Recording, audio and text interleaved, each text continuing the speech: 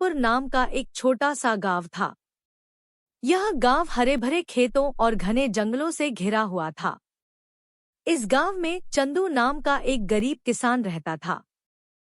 चंदू के पास जमीन का एक छोटा सा टुकड़ा था जहां वह अपने परिवार का भरण पोषण करने के लिए फसलें उगाता था। चंदू प्रतिदिन सुबह जल्दी उठता और अपने खेत में कड़ी मेहनत करता। अपने प्रयासों के बावजूद उचित सिंचाई सुविधाओं और महंगे कृषि उपकरणों की कमी के कारण उन्हें गुजारा करने के लिए संघर्ष करना पड़ता था। एक दिन चंदू ने गांव के बुजुर्ग चाचा जी को अपनी दिक्कत बताई और अपनी खेती की पद्धतियों को बेहतर बनाने के बारे में सलाह मांगी। चाचा जी ने चंदू को सुझाव दिया कि आधुनिक कृषि तकनीकों के बारे में जानने के लिए पास की कृषि कार्यशाला में भाग ले।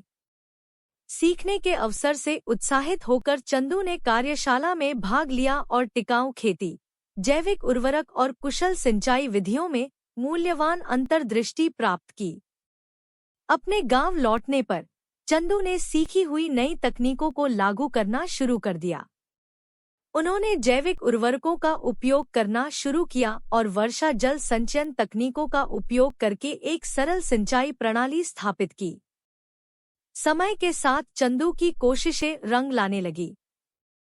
उसकी फसलें लहलहाने लगी और उसकी पैदावार में उल्लेखनीय वृद्धि हुई।